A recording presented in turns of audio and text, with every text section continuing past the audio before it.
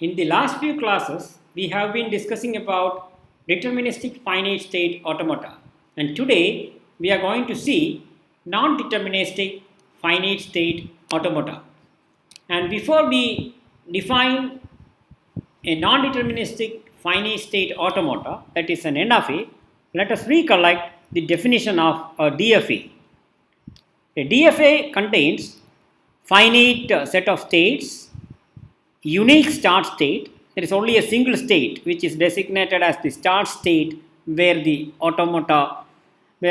an automaton begins its execution, and exactly one transition for a symbol from a state. So given a state and an input symbol, exactly one transition and a set of final states. So that is a DFA.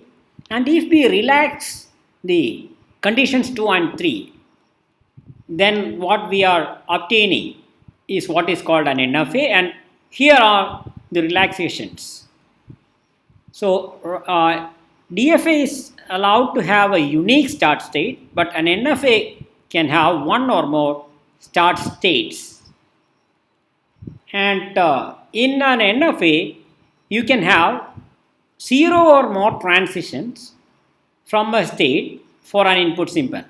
That means you can have an input symbol for which transitions are not defined, or you can have an input symbol for which there are more than one transitions defined. Okay, so these are the two relaxations that is given on a finite state machine DFA to obtain what is called an NFA. So it's a relaxed DFA. Example, here is a finite state machine given, and if you look at it, you can see that from the start state, only one start state is there in this example, but from the start state, no transition is defined for the symbol B. So it's not an NFA, sorry, it's not a DFA. And if you look at the second state, two transitions are defined for the symbol B. One is going to U, another one is coming back to T. So two transitions. That also is not allowed in a DFA. And if you look at the last state, which is a final state, transitions are not defined for both A and B. Okay, so this is not a DFA but an NFA, because NFA allows you to have 0 or more transitions. Now we can try to understand how this NFA works. Let us look at an example input and see what happens when you run the input. As in the case of a DFA, you start with the start state. I am trying to draw the execution or computation separately. So you start with the start state. So what is the first input symbol? It is A. When you process A, you are going to T, and so now this is the current state. Current state is highlighted and A is finished. What is the next input? B. See that from T on a B there are two possible next states. So you do both the two states. Okay, you can go to U following this transition, or you can come back to the state T. Okay, these are the representations of the same state, but this is the path. From this T state, again T is visited. So that is this path. Okay, so remember, we are doing both in parallel, executing both in parallel. Okay, a parallel execution is what we are doing now. Okay, now for the next symbol B, we have to move from both the states U and T. But from U, there is no transition, so you lost there. And from T, for a B, you are coming to U. Okay, and you can also come to T. Okay, that's what you do. Okay, from the start state for an A, there is a single transition, you are coming to T. From T, the next input symbol is B, and there are two possibilities, and you are doing it both in parallel. Okay, and after you come to these states, from U there is no transition for the next symbol, so you are not moving, and from T there are two possibilities, this transition and this transition, you are doing it. Okay, now you can see that in an NFA, the execution trace is a tree. If you recall a DFA, given an input string, there is exactly one path in the DFA, because from every state, for every input symbol, unique transition. So from every state, the next state is uniquely defined. But here there can be 0 or more transition. For example, from here for the next input symbol B, 0 transition. So you stop there. But here 2 transitions are possible. You are doing both in parallel. Here as well. Okay, so this is true, and this is like a tree. This data structure is what is called a tree. Okay, if there are more than one start state, there will be more than one tree. In that case, the data structure is a forest. Okay, that doesn't matter. Now this is a tree. Okay, and now you can see that there are more than one paths for the input. For example, for this input ABB, how many paths are there in the execution tree? 2 paths are there. ABB coming to U and ABB coming to T. Okay, and if you remember, when a DFA accepts if the path, the unique path, ends in a final state. But here the path is not unique. There can be more than one path, or there can be 0 path also. Okay, so an NFA accepts an input if at least one path for it ends in a final state. In this example, there are 2 paths. This is path 1 and the another one is this, where the first path ends in a final state, so you accept. Okay, so in an NFA, for a given input string, there could be 0 or more paths. If at least one path is terminating in a final state, then the input is accepted, and that is basically the acceptance. Okay, we need to formalize it, that we will do later. Maybe we can have another way of interpreting the execution. The same input, the same machine. We can say that initially we start with the start state. You can say that, okay, you put a mark on the start state, a pebble on the start state. And for every input, what you do is you take that pebble and move it to the corresponding other state. And maybe you need more than one pebbles, because at a time maybe you are moving to 2 states. We can see it. So initially the first input is symbol is A, so you move the pebble to this state. Okay, now where are you? You are in the state T. And what is the next input symbol? B. So this pebble needs to be moved to this state and this state. So you need 2 pebbles. One is in this state itself. Why? Because of this self loop for B. And why you are getting another pebble here is because you have this transition as well. And now is the last symbol B. So you have to do the transition from both the marked states, both the states where pebbles are there. If you do it here, the pebble will go out because no state to which it is moving, so it will go out. This will vanish. But if you move the pebble from here, it will first come back to this state because it's a B, and it will also move on to this state. So the final status will be, the pebbles will be there in these 2 states. Okay, this is a different way of interpreting or tracing the execution.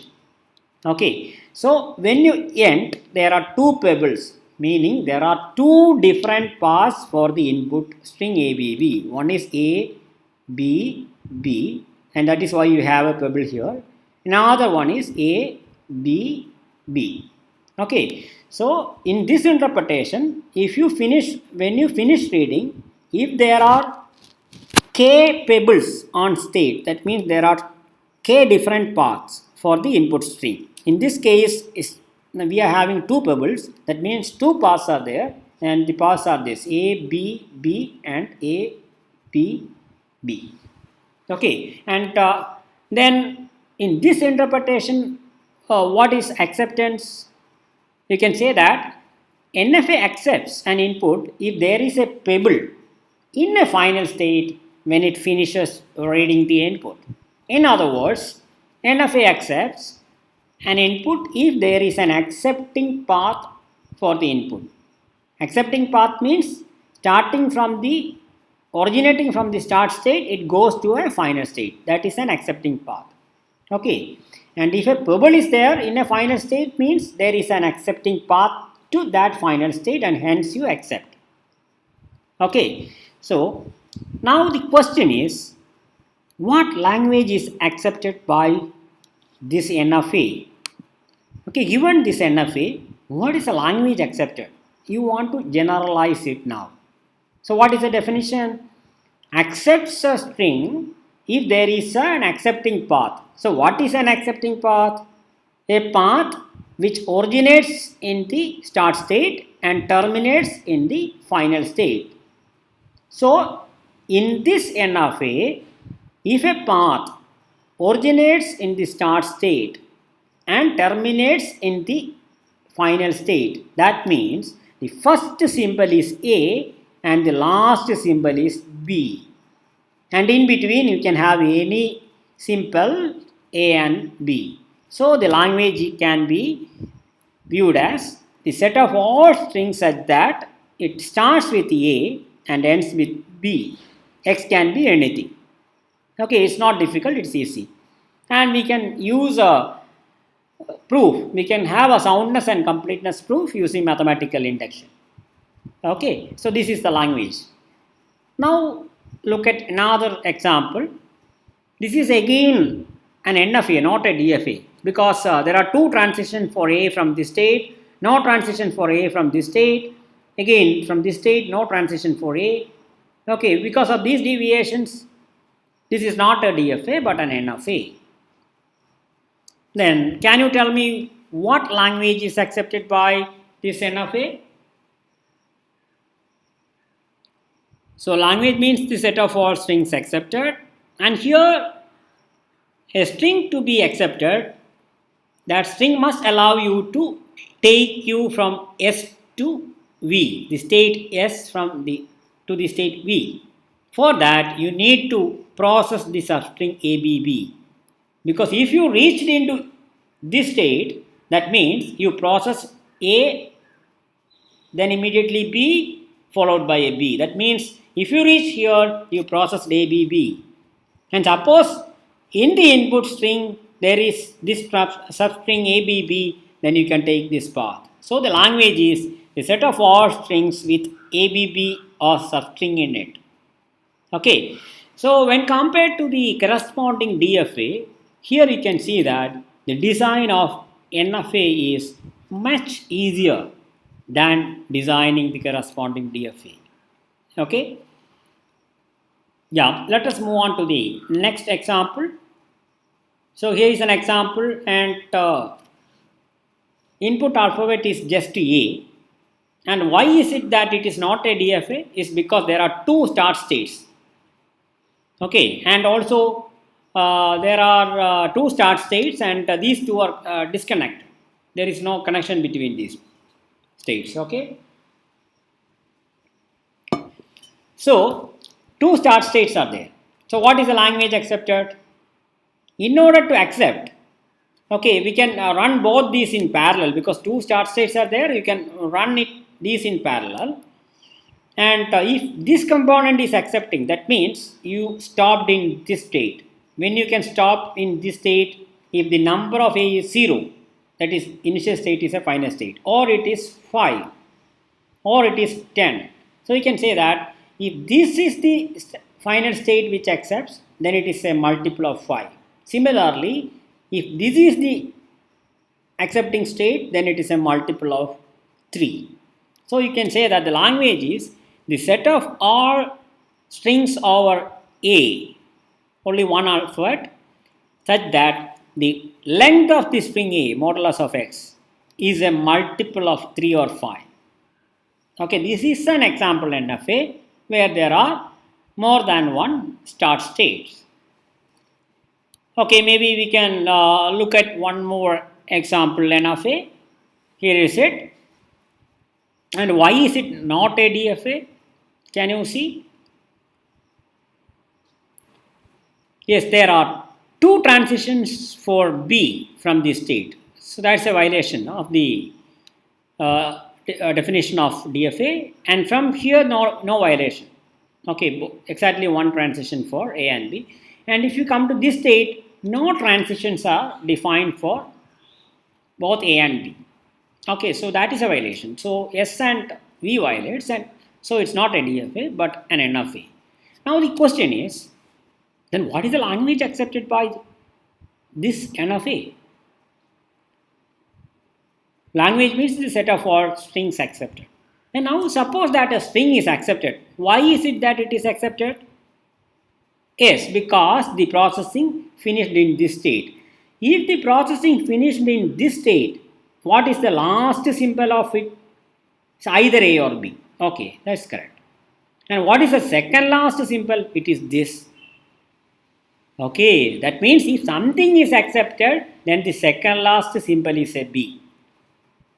Okay, and that is the soundness. And completeness means if the given string contains B as the second last symbol, then you can take this transition. You can take this or this, but there is a path which is going to the final state. So you will accept it. So the language is the set of all strings over AB such that the second last symbol is a B. And here again you can see that the NFA is easier to design than the corresponding DFA. And if you try it for the third last symbol, you can see that the number of states that you need in the NFA is very small, and the corresponding DFA will have say exponentially many states. In that case, 8 states are required in the DFA, and you need only 4 states in the case of NFA. Okay, that's a different issue we can discuss later. And so far in this class, we have seen 4 example NFAs, and the differences when compared to DFA is that here you can have more than one start state and transitions can be 0 or more. Okay, with that we can try to formalize the definition of NFA. Consider an example. In terms of this example, we can try. Similar to NFA, here again it's a quadruple, and this language is what is the language? It's starting with A and ending with B. But because this is again a final initial state, you can also accept epsilon. That is why the language is either epsilon or starting with A and ending with B. Okay, so the definition. It can again be defined as a quadruple Q capital S capital delta capital F, where what is Q? The Q in this example is this set, the set of states S, T and U. Okay, formally Q is the finite set of states. And what is the next component? Is actually the set of start state. If you recall, in the case of a DFA, it is small s, which is a unique start state. But in this example, we have 2 start states S and U. So it is the set of start states. It's a subset of the set of states and the set of start states. And next component is the transition function, which is capital delta. For a DFA, we define it as small delta, but it is capital delta. Just collect the example, from the example, the transitions. From S, the transition for A is this, capital delta. From S on an A, where are you going? To the state T. From S for a B, there is no transition. The set of states to which you move is the empty set. That is what it is meant. Okay, now for T, what is the transition for A? It is going to only T. So the set of states to which you can move is T. For B, what is the set of states to which you can reach? Either you can go to T again or you can go to U. So it is TU. Similarly, if you look at the transition for U, for A, there is no state to which you can move. Similarly, for B also, you cannot move into any state. So it's the empty set of states. So unlike the transition function in a DFA, here from a given state for a given input symbol, you can move to any number of states. So the set of states to which you move will be an arbitrary subset of Q. You can move to any subset. For example, here it's a subset because null set is a subset of Q. Here the subset is T, here the subset is Tu, and in general it can be any subset. So this is how you can mathematically formulate it. So capital theta is the transition function from a given state for an input simple. The next state can be any subset of Q. 2 power Q is a notation for the set of all subsets or power set. So this is the definition of the transition function.